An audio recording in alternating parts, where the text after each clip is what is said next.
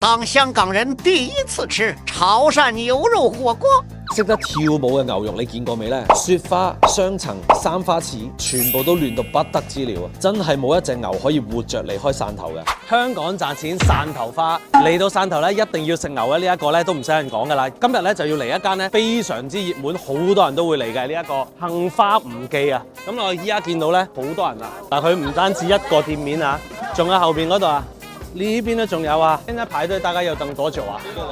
我們3個人。3個人大概20幾分鐘，沒什麼人，沒什麼人也要20分鐘，冇乜人啊都要等20幾30分鐘啊！哇，真係犀利！佢唔單止咧，後邊嗰個店咧就係可以去坐喺度食啦，佢外邊咧仲有呢一度咧零售同埋批發都喺晒度喎。哇！你睇下個牛咧，仲好似喺度跳緊咁樣喎。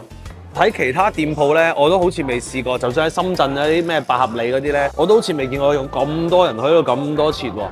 嗰條湯用餐區啊，即係你食一碗粉嘅時候咧，俾你坐喺度欣賞住佢切啲牛俾你食啊！我點咗2個雪花，一個雙層，一個三花翅，一個咧就吊籠牛胸油啦、生牛丸啦。你睇下啲肉點樣為之新鮮咧？咁樣都冇嘢㗎。雪花肉就係8秒鐘嘅，啲牛肉超鮮。冇話有種咩腥味啊嗰啲，冇呢啲嘢嘅。雪花佢嘅呢個口感咧，其實就係啲入口即溶咁樣嘅，因為油分比較多啦。呢一個係我平常最中意食嘅一個口感嚟。冇晒5花翅就唯有食呢個3花翅啊，10秒。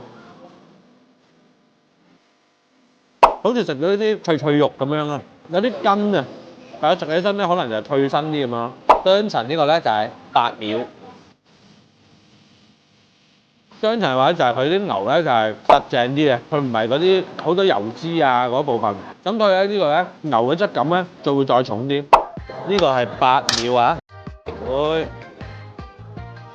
吊籠咧都係有啲油部分啦，又係好有咬口嘅部分啦。佢又未至於好似雪花咁食落去咁腍，但係咧又唔係好似雙層咁樣。雙層嗰個你真係食個肉味嘅，但係吊籠咧就係一半一半，有陣都有啲。食下佢哋呢個生嘅牛丸頭先。即係個牛丸都爽口嘅，不過咧有陣嗰啲牛嗰啲腥味啊，即係比較重啲。食晒呢個牛胸油，好爽！